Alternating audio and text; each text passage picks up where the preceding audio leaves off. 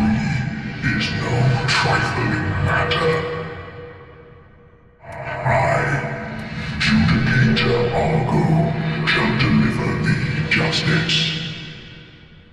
Spear of the Church, sworn defender of our Princess Filianor. Hearken to the call that summons thee. Make haste.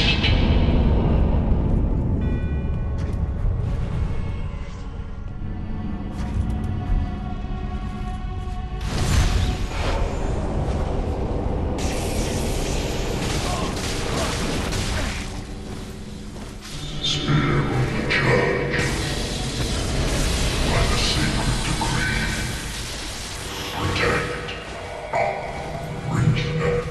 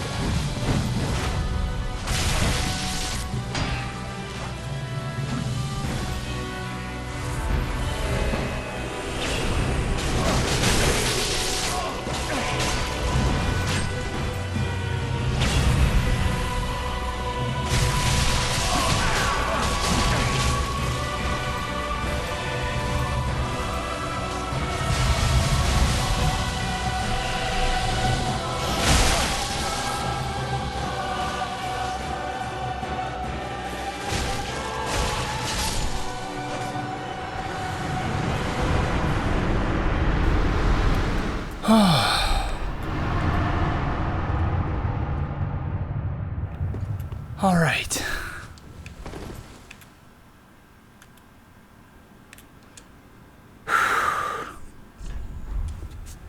Hello, everyone. This is Aegon of Astora, and welcome back to my blind playthrough of Dark Souls 3: The Ring City.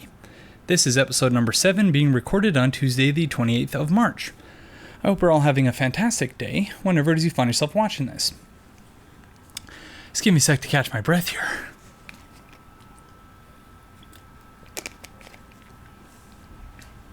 So, as you will have just seen in the intro, we've not only just defeated the boss, But prior to that, I also defeated the dragon that was on the bridge in the run back to the boss. And the reason for that is, even though I figured you could probably kill the dragon there, I don't suspect that the dragon is dead. I assume we're going to be fighting him later. But yeah, when I was on Discord talking to Jeremy Greer, with whom I was just recording the Don't Give Up Skeleton podcast, as I mentioned towards the end of the previous episode, we were both trying to discuss the DLC without spoiling each other. And it was really interesting to me, just sort of the different ways that everyone goes about playing through the game on their first blind run, or playing through an expansion. And he mentioned that basically we arrived at the conclusion that we were both at more or less the same spot, because he was talking about the same dragon that I was. He was describing sort of the same area, and yet he just, before we started recording, he had just killed the dragon, or did what I did at the beginning of the episode there, where it sort of just falls into the pit, and I had just run right by it. So I was like, oh, why don't I try and kill the dragon, because that was proving to be a huge pain in the rear for runbacks. So yeah, I killed the dragon, and the only thing you missed between then and this boss fight was just one death to the boss, and we cut it very close just there. And again, the catchphrase, I suppose, for my blind playthroughs is often, we did it. I don't know if we deserved it, but we did it. So, yay. Okay, so a bunch of items for which the descriptions we've not yet read. We did read this one, but it occurred to me that the ritual spear fragment, so the attack that's being described here, is the same one that the boss was just using on us. And we also picked up from the boss this, Filianor's spear ornament. The spears of the church watch over the princess's slumber. And this serves as proof of their fulfillment of their duty. The embellished gold cloth is woven with a crest of young grass. The princess's knights proudly displayed these precious favors, which were most often seen swaying from their identical ceremonial spears. There was another item that we had grabbed, but not yet read the description for, but it was the loincloth. Undergarments combined with an overlayer, the former never intended for public display. Indeed, all manner of things are bound to accrue at world's end. So there's another loincloth somewhere in the game. It looks a little bit different from this one, but I think it's the one we find right in front of Velka's statue. So perhaps an indication that, you might want to return to the spot where you found the original one for something or other after you've completed the DLC. Oh, and the other one was the Church Guardian Shiv. This special throwing blade has a flat tip and is wielded by guardians of the Church of Filianor. Consume FP to project illusory blades which seek their target. Guardians of the Church, of whom few remain, watch over Princess Filianor's eternal slumber, along with the spears of the Church. So these were the projectile attacks that the Painting Guardian, or at least what was once called the Painted Guardian, or Painting Guardian, these were the projectiles they were throwing at us. So interesting that, yeah, we got these two items, that one as well as this one, which correspond to the attacks that the bosses were, or that the boss and its ad were using during the boss fight. We also picked up a Titanite slab. But, yeah. So I had a great time recording the podcast with Jeremy Greer. Once again, I'll leave a link in the video description to it below.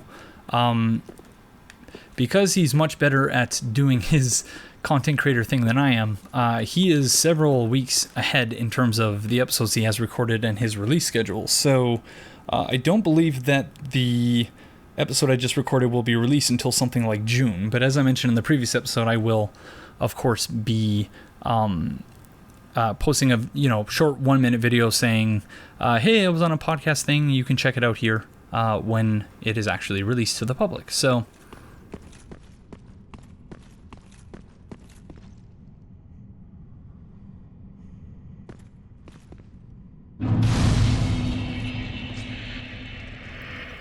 this bonfire is called Church of Filianor. So are we about to come up on the opposite side of where we were speaking with that woman? I can't remember her name. Or are we about to just open up the shortcut from earlier? I suppose we'll see. No, I don't think this is a shortcut.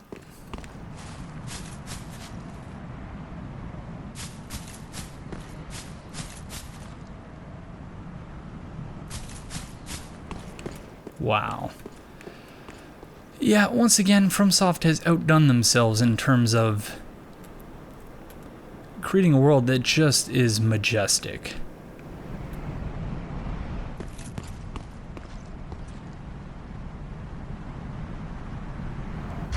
And again, we see more of these swords of Avowal, or at least the same symbol that was also present in the Sword of Avowal.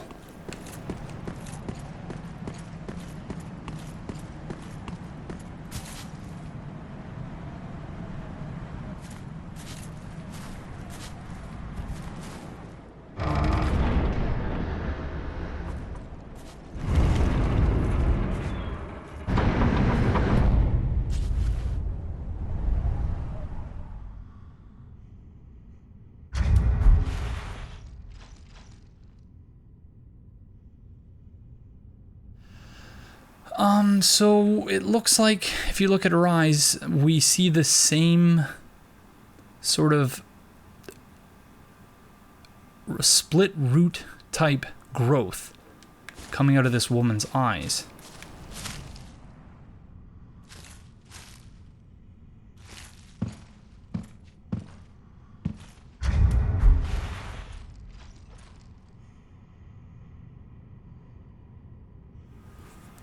And it kind of gives me the heebie-jeebies. And she's holding an egg. So I wonder whether that's supposed to be the egg out of which the dragon hatched.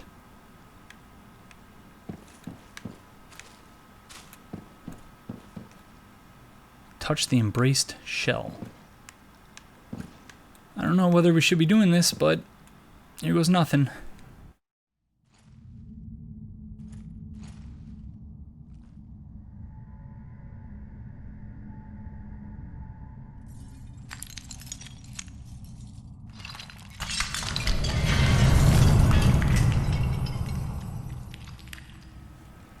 That's not good.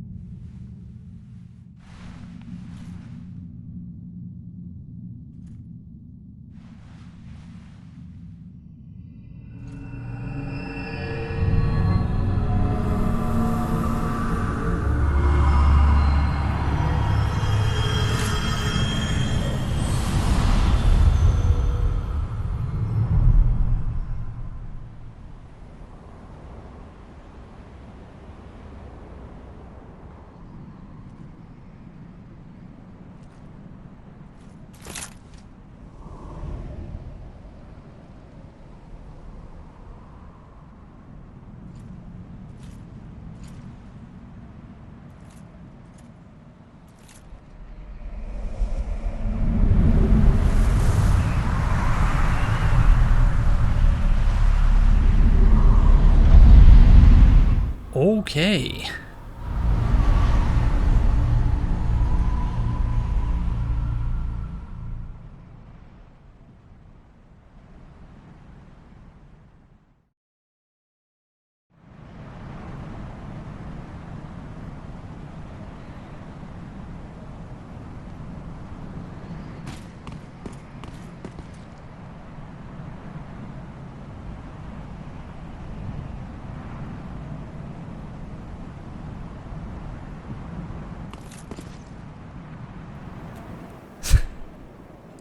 So I guess we're not going back for all those items, after all. I I think I did a bad. I did say right before we touched it, I don't know if we should touch this. I did a bad. So, we appear to have just seen something very similar to that which happens when you shatter the illusion of Guinevere in Dark Souls 1, whereby we touched the shell that was being held by this seemingly youthful princess, and she's turned into a not-so-youthful princess.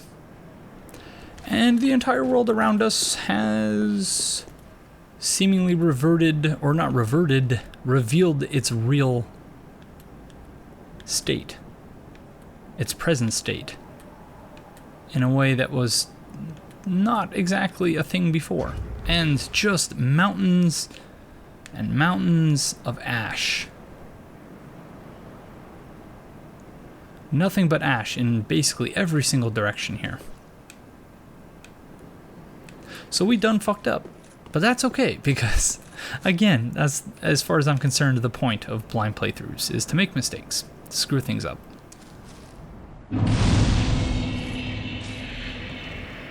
So, let's see what the bonfire situation is. Filianor's Rest.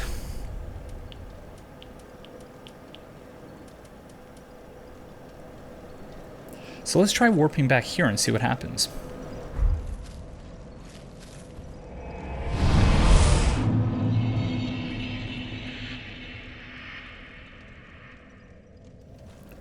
Okay, everything seems more or less as it was.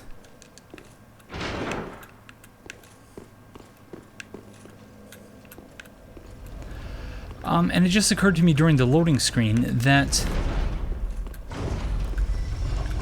the vista of ash that we were just looking at, I'm pretty sure we've already seen that. What the hell? So we're in an alternate dimension. It's some sort of Dreamlands-esque place. That's the only explanation I have for this. In a similar way, seemingly, to that which we find when we're traveling through most of Dark Souls 3. That we're not actually seeing the world as it is. The closest approximation of which would probably be the world as it appears at the Kiln of the First Flame. Everything else would seem to be in a Dreamlands-esque dimension. But yeah, but the vistas of ash that we were seeing in all directions, we've already seen that in the introduction to the game.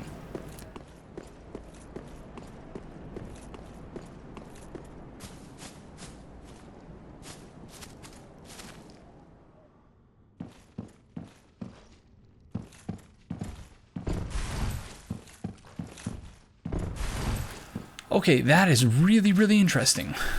I'm really intrigued by that. Because, yeah, none of this stuff is actually here, apparently.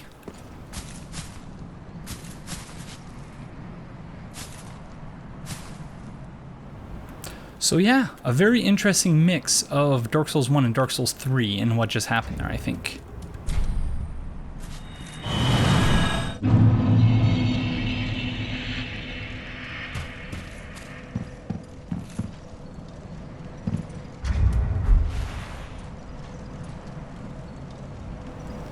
Rip, friend, I'm sorry.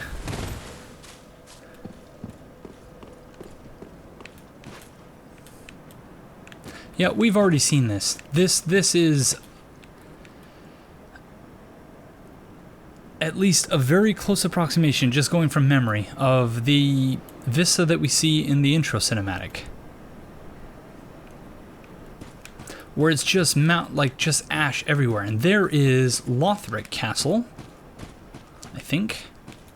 Let's make sure we don't get attacked here first.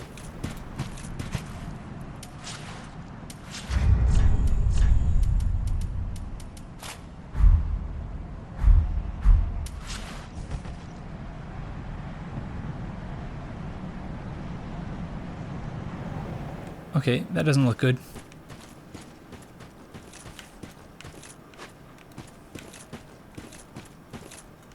Yep, there's Lothric Castle, as we see it in the introduction, I think.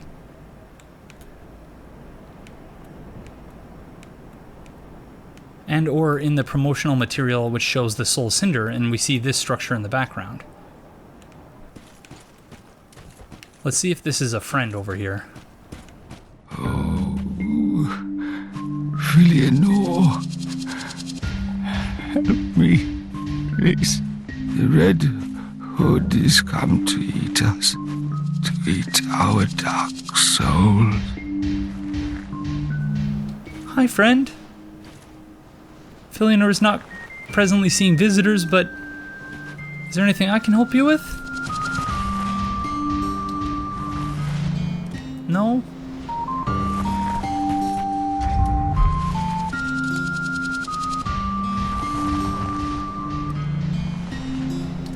Oh, you don't look like you're in the best of shape there.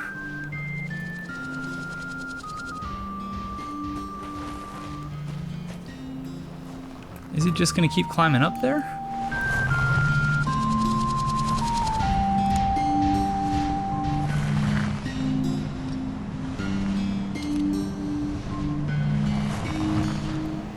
Alright, I guess we're gonna see where he's going.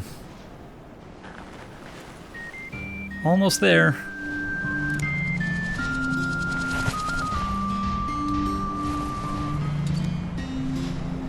It's a nice touch that he's actually leaving marks in the ash as he moves. So I assume by the time our friend here gets to the top, he's not going to be too pleased with what he sees.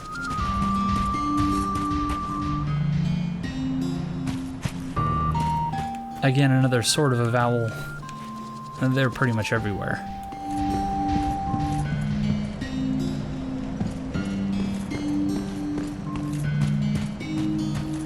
Almost there, friend. Unless he's meant to basically never make it up there. I feel like this DLC is much longer than Ashes of Ariandel was.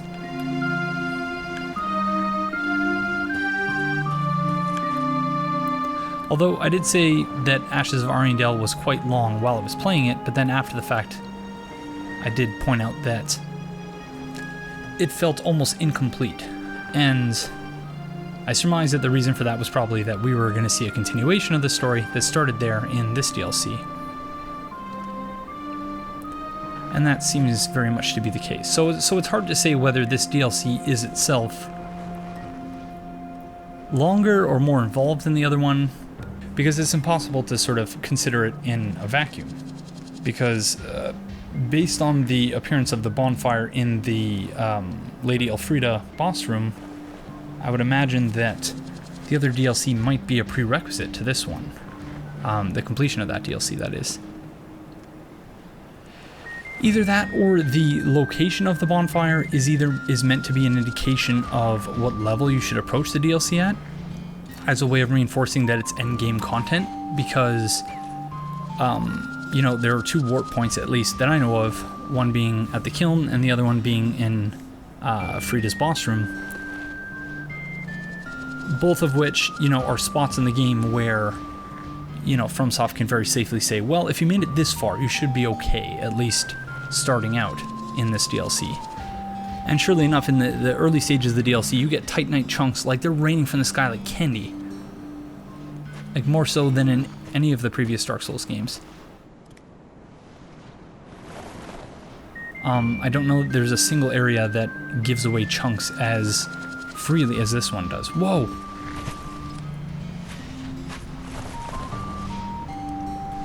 Did its hair just turn white?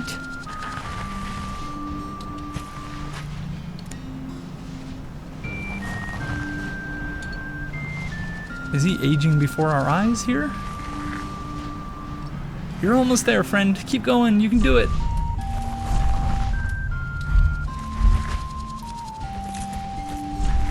Yes, come on. Almost there. You're getting so close.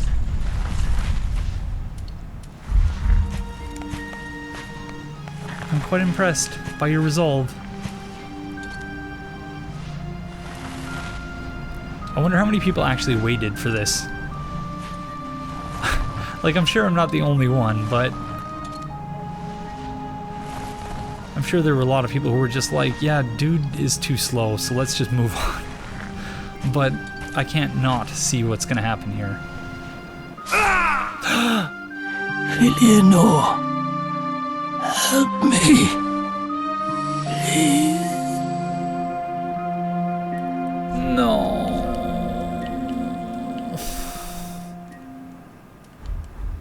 Friend. I'm sorry.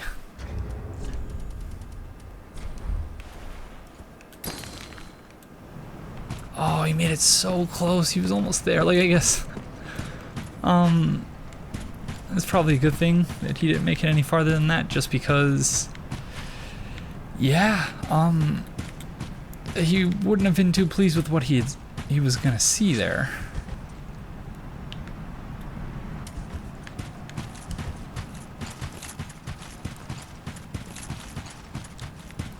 This seems uncharacteristically like a wide open field. Like, I guess it's not entirely uncharacteristic in Dark Souls 3.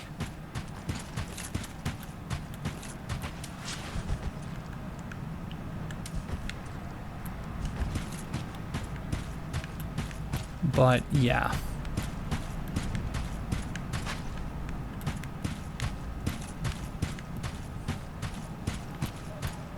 This looks like a boss room.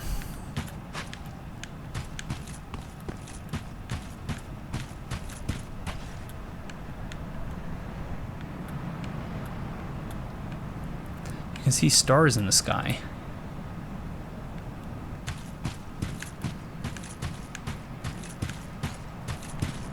I've searched for thee, dark, stricken creature. I am Shira, daughter of the Duke, descendant of gods, and trusted friend to Medea. At once, I am the honor of the gods, the glory of fire, and the fear of the dark. Thou shalt not go unpunished for thy treachery, thy profanity, and thy shameless yearning. Sorry? I didn't mean it. Okay, I don't think that can be parried two-handed.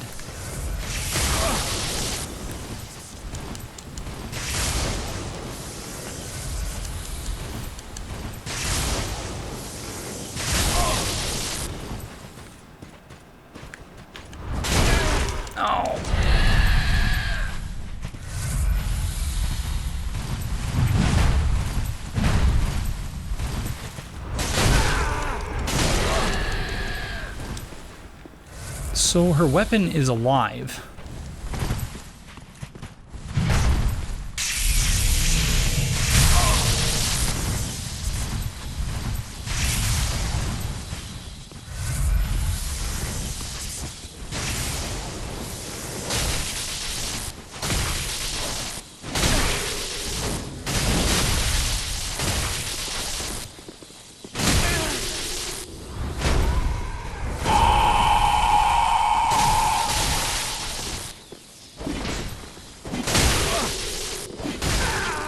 Remember this, creature, ne'er will I forgive thy kind.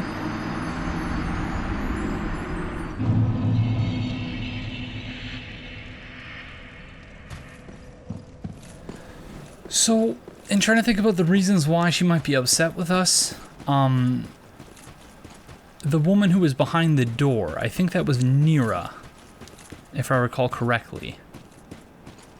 And yesterday was a very long day and I recorded something like 5 hours worth of episodes. Something like 5 hours worth of this series, so it's all kind of a blur right now until I actually go back and start doing some editing for it.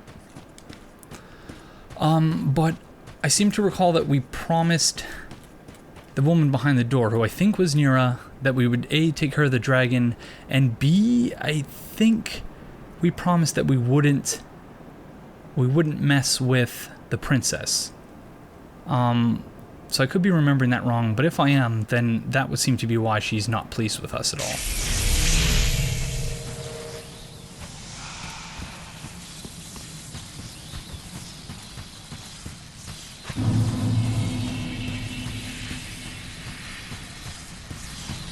I've searched for thee, dark, stricken creature. I am Shira, daughter of the Duke, descendant of gods, and trusted friend to Medea. At once, I am the honor of the gods, the glory of fire, and remember this, creature. I meant to heal there, damn it.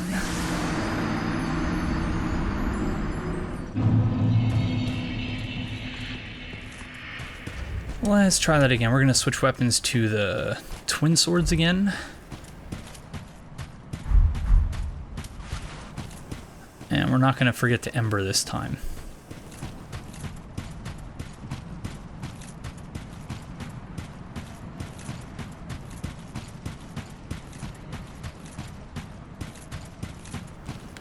This place is once again a great example of the whole notion in Dark Souls of beauty and desolation. And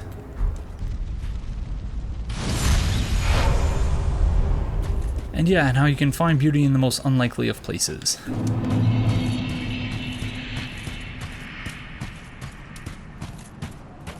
I've searched for thee, dark, stricken creature. I am Shira, daughter of the Duke, descendant of gods, and trusted friend to Medea. At once, I am the honor of the gods, the glory of fire, and the fear of the dark. Thou shalt not go unpunished for thy treachery, thy profanity, and thy shameless yearning.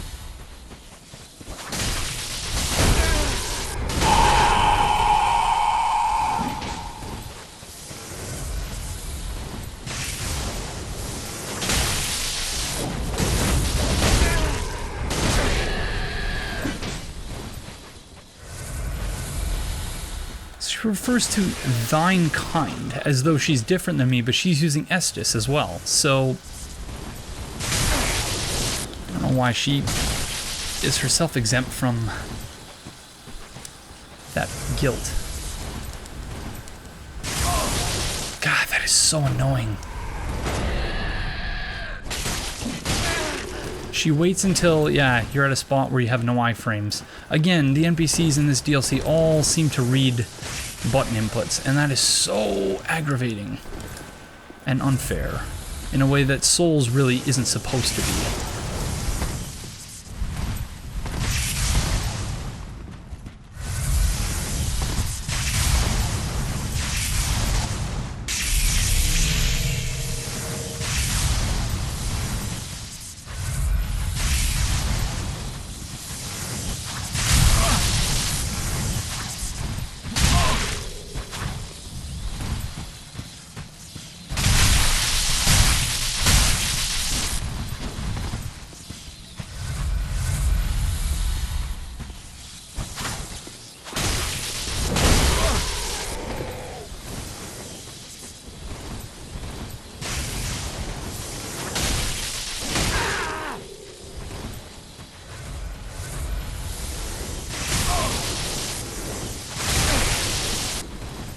Remember this, creature, ne'er will I forgive thy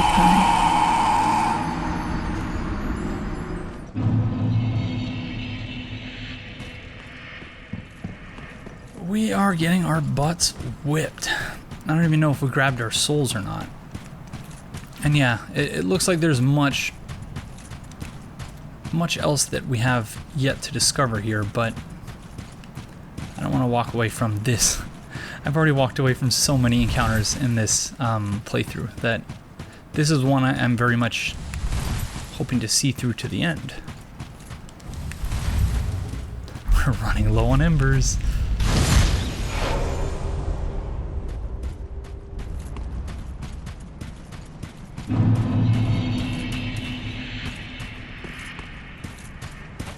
I've searched for thee, dark, stricken creature.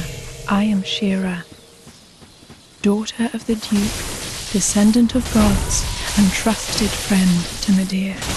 At once, I am the honor of the gods, the glory of fire, and the fear of the dark. Thou shalt not go unpunished for thy treachery, thy profanity, and thy shameless yearning.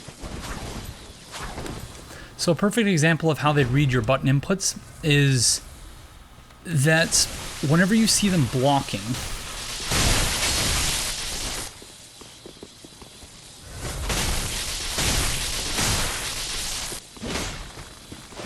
if you try to guard break them, they stop blocking right away, and that is so just frustrating again.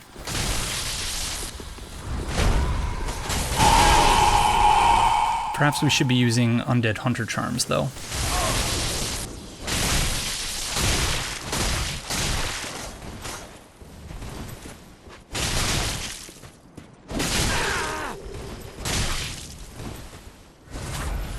Damn it. Okay, she's out of Estus. Okay, so at least, at the very least, she can run out of Estus, so that's a thing.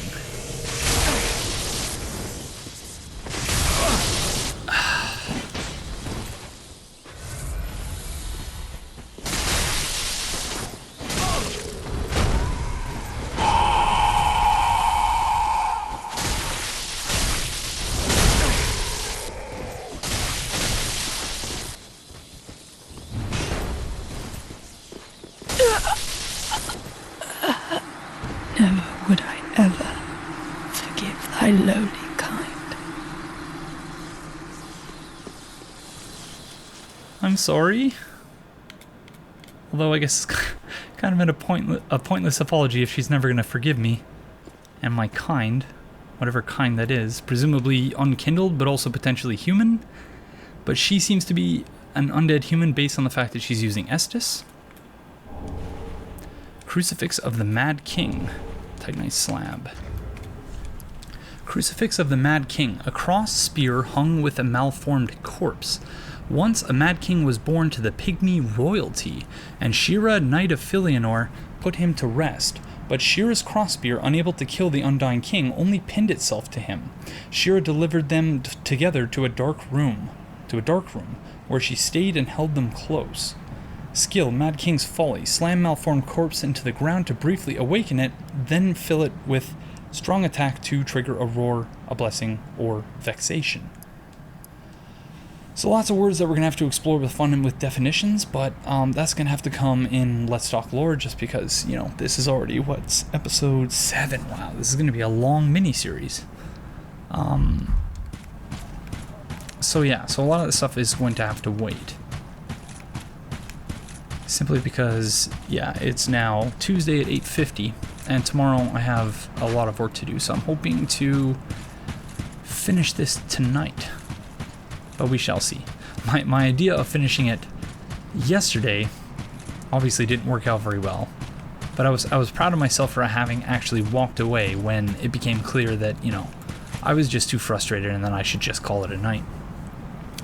But my recording's at about 53 minutes, which means this episode is, about to draw to an end. So thank you all very, very much for joining me, and I will see you in the next one. Oh, that's not what I wanted.